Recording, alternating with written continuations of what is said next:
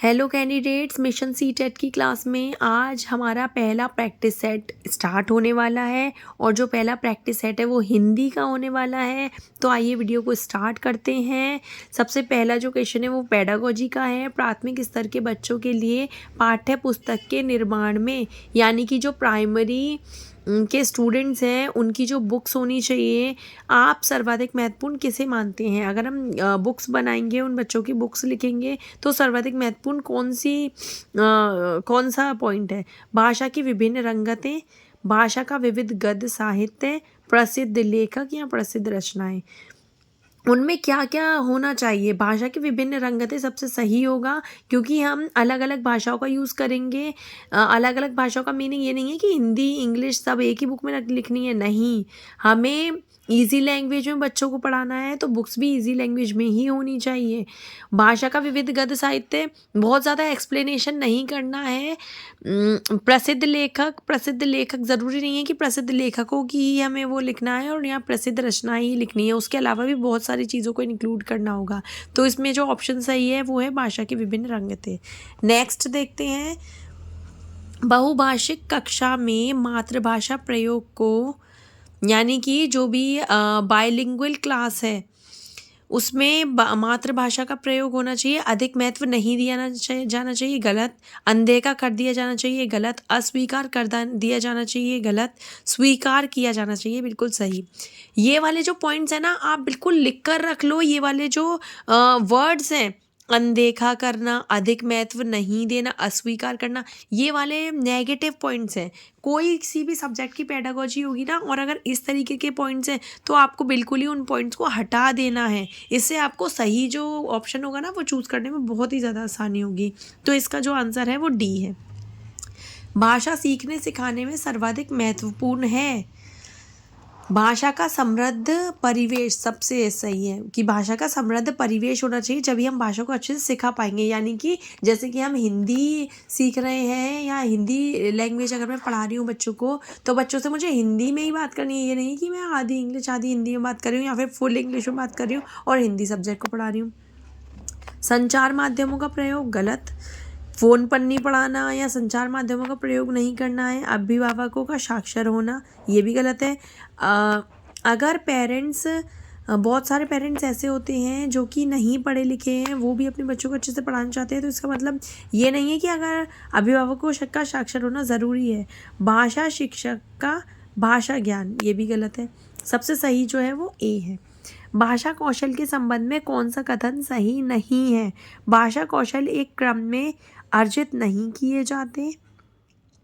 भाषा कौशल एक क्रम में ही अर्जित किए जाते हैं, सही। भाषा कौशल एक क्रम में ही अर्जित किए जाते हैं और वो 4 कौशल हैं: बोलना, सुनना, पढ़ना और लिखना। नीचे देखो डिस्क्रिप्शन में लिखा हुआ है, इसमें बोलना, सुनना, पढ़ना और लिखना। सबसे पहले बोलना सीखते हैं, उसके बाद सुनना सीखते हैं, फिर पढ़ना सीखते हैं, सबसे लास्ट में लिखना सीखते हैं। ऐसा नहीं कि सबसे पहले लिखना सीख लिया, नहीं, ऐसा नहीं होता है। तो इसलिए एक ही क्रम में अर्जित किए जाते हैं। ये वाला ऑप्शन बिल्कुल करेक्ट होगा। बच्चों के भाषा प्रयोग में होने वाली त्रुटियों के संबंध में कौन सा कथन उचित नहीं है? देखो, सबसे पहले तो पेडागोजी के लिए एक पॉइंट बिल्कुल क्लियर सुन लो। त्रुटियां जो हैं, बच्चे मिस्टेक्स करेंगे ही करेंगे। ऐसा नहीं है कि हमें बच्चों की त्रुटियों को नज़रअंदाज करना है। बच्चे मिस्टेक्स करेंगे और मिस्टेक के संबंध में इन्होंने लिखा है कौन सा कथन उचित नहीं है। त्रुटियां बच्चों को मदद का मार्ग तय करती हैं, सही।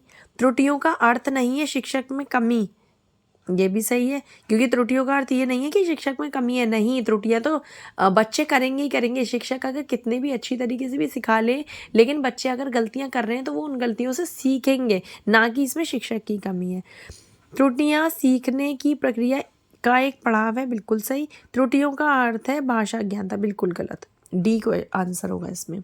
निम्न में से कौन सा प्रश्न बच्चों के भाषा आकलन की दृष्टि से सर्वाधिक उपयोगी है?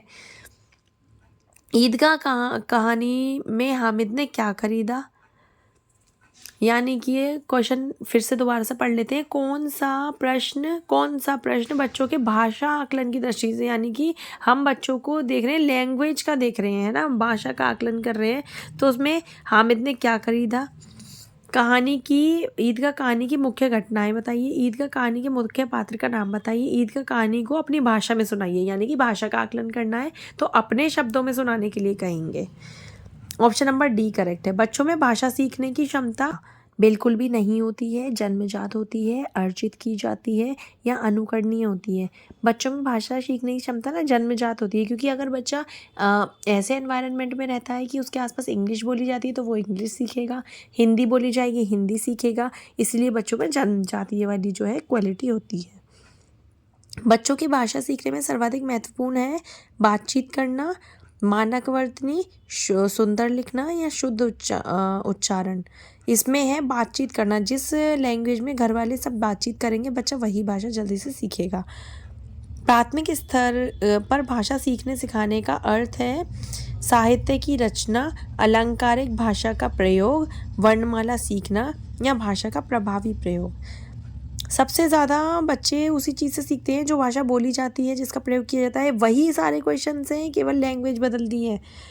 सेम वही चीज़ एक ही क्वेश्चन में सारे क्वेश्चन में एक ही चीज़ पूछी है, तो इसमें भाषा का प्रभावी प्रयोग सही होगा। प्राथमिक स्तर के बच्चों के भाषा विकास की दृष्टि से सर्वाधिक महत्वपूर्ण है बाल साहित्य। बच्चों के लिए बाल साहित्य, पत्रिका तो बच्चे पढ़ेंगे नहीं, पाठ्य पुस्तक, समाचार पत्र, तो इसमें बाल साहित्य। भाषा सीखने और भाषा अर्जित करने में मुख्य अंतर का आधार है भाषा आकलन, साक्षरता, पाठ्य सामग्री या भाषा परिवेश। देखो वही सेम क्वेश्चन है, भाषा परिवेश, यानी कि अगर परिवेश में हिंदी बोली जाती होगी तो बच्चा हिंदी अर्जित करेगा, इंग्लिश बोली जाती होगी इंग्लिश अर्जित करेगा। प्राथमिक स्तर पर बच्चों की भाषा का आकलन में आप सर्वाधिक महत्व किसे देंगे? प्रश्नावली, पोर्टफोलियो, लिखित परीक्षा या फिर जांच सूची। इसमें पोर्टफोलियो होगा। पोर्टफोलियो के लिए मैंने एक अलग से वीडियो भी बनाई हुई है, आप वो देख लेना। पोर्टफोलियो होता क्या है मैं आपको बता देती हूँ, थोड़ा सा बता देती हूँ।